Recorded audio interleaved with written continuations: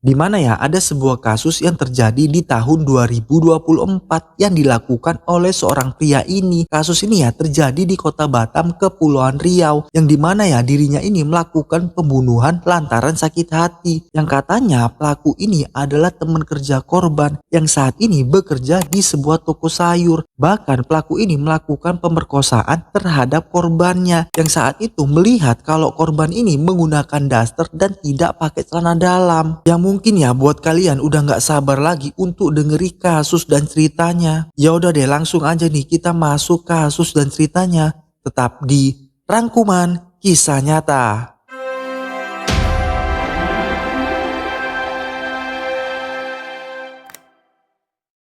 Julbari adalah seorang pria yang berusia 26 tahun yang saat ini menjadi tersangka usai menghabisi wanita yang berusia 22 tahun yang bernama Nelwina Tanjung atau kerap dipanggil Wina, di mana Wina ini bekerja sebagai kasir toko di Pasar Sagulung, Kota Batam. Julbari yang juga bekerja di toko tersebut sebagai sopir untuk memasokkan sayur-sayuran, yang katanya juga antara korban dan pelaku ini masih ada hubungan keluarga. Kata pedagang sayur yang ada di sana, mereka ini kenal banget dengan pelaku dan korban ini. Bahkan ya Julbari ini sudah lama bekerja di toko tersebut yang saat ini di mana seluruh karyawan toko itu tinggal di ruko tersebut yang letaknya ya berada di lantai 3 di kios tersebut, yang dimana mes tersebut ini ditinggali karyawan laki-laki dan wanita, di mana mes tersebut ini disekat dan diberi batas jarak antara pria dan wanita. Selama kerja di toko itu, seluruh karyawan ini biasanya memesan makanan di kios dekat toko mereka.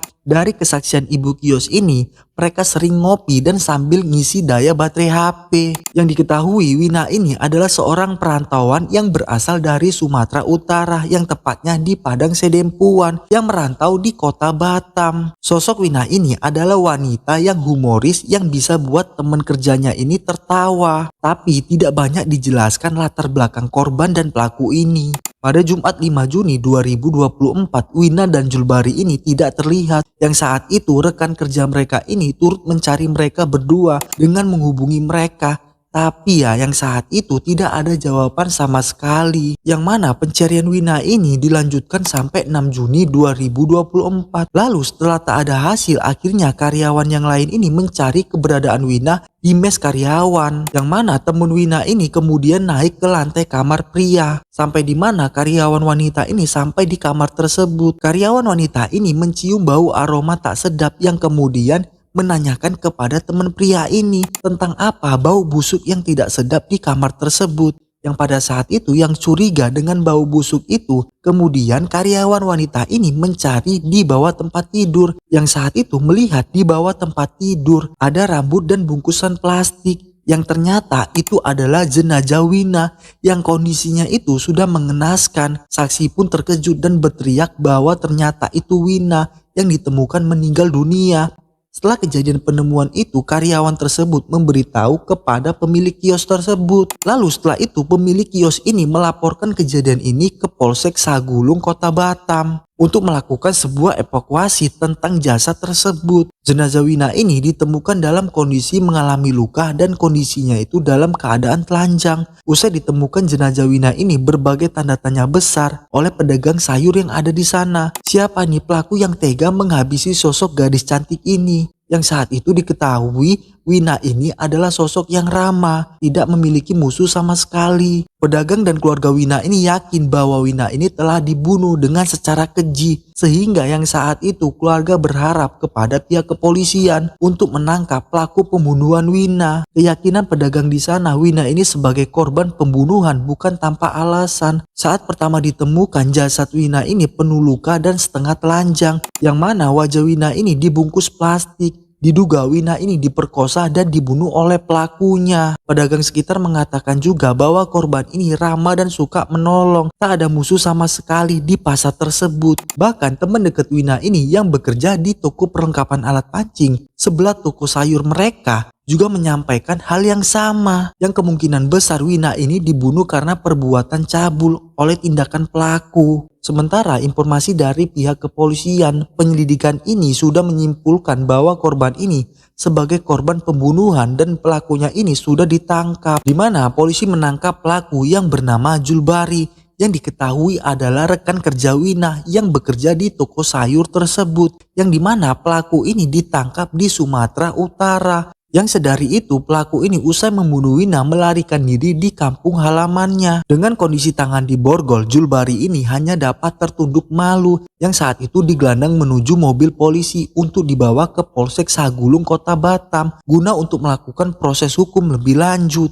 Menurut informasi yang beredar, pelaku Julbari ini merupakan paman kandung dari Wina, yang mana ia nekat menghabisi nyawa Wina karena dendam pribadi. Tapi guys, kalau aku menduga masih ada nih motif dari kasus pembunuhan Wina ini, bukan hanya karena dendam pribadi. Nah, sekarang kita masuk ke kronologi penghabisan nyawa Wina.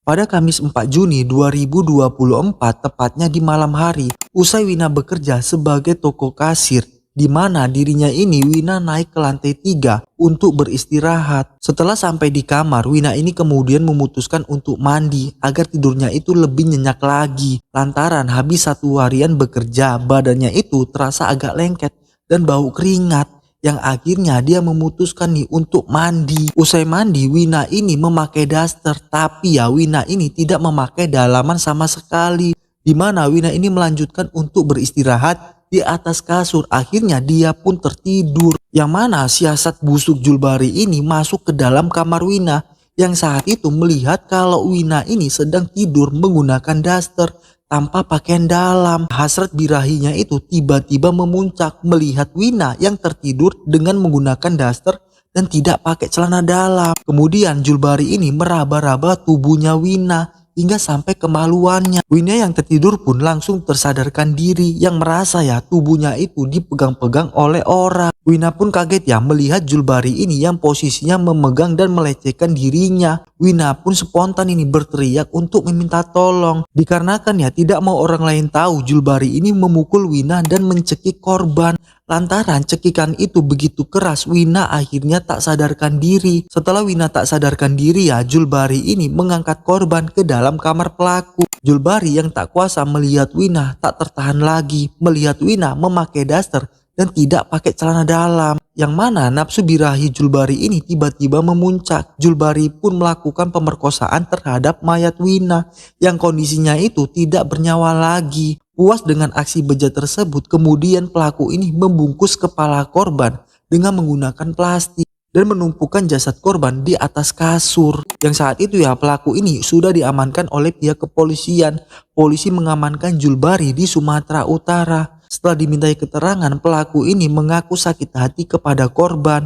Julbari yang diketahui bekerja sebagai sopir di toko sayur tersebut. Dia sering dituduh oleh Wina yang menggelapkan uang hasil penjualan toko. Bukan karena itu juga yang katanya ini ya Julbari ini sudah merencanakan tindakan asusila kepada Wina. Rasa sakit hati inilah yang menguasai kemauan pelaku. Julbari yang merasa terhina dengan semua tuduhan itu melakukan pembunuhan dan melakukan sebuah pemerkosaan terhadap Wina. Kepolisian Barelang ini menyebutkan penangkapan tersangka ini dilakukan dalam kurun waktu kurang lebih dari 2 kali 24 jam, yang akhirnya pelaku ini berhasil diamankan oleh pihak kepolisian. Polisi menangkap pelaku di rumah keluarganya, yang waktu pembunuhan itu pelaku ini pamit kepada pemilik toko melalui telepon genggam bahwa dirinya dapat pekerjaan di luar kota Batam, yang sebenarnya dia melarikan diri ke kampung halamannya yang sudah menghabisi nyawa Wina. Selain pelaku pembunuhan Wina, polisi juga menyita sejumlah barang bukti seperti power bank, uang tunai 100.000 milik Wina, kemudian beberapa helai kain dan plastik yang digunakan pelaku untuk membunuh korban. Untuk ponsel korban, menurut penuturan pelaku ini sudah dibuang saat perjalanan menuju Medan. Atas tindakan ini ya Julbari ini dikenakan pasal 338 tentang pembunuhan dengan ancaman pidana selama 15 tahun penjara. Nah, gimana nih menurut kalian tentang hukuman yang dijatuhkan kepada Julbari? Apakah sepadan atau tidak dengan perlakuan pelaku terhadap korban? Ya mungkin ya cerita ini bisa menjadi pelajaran untuk kita semua. Harap berhati-hati dengan siapapun yang ada di sekitar kita. Yang dimana cerita ini tidak bisa ditambah-tambahin. Nah, buat kalian ya yang udah nonton video ini, sebarkan ke teman atau saudara dan pacar kalian.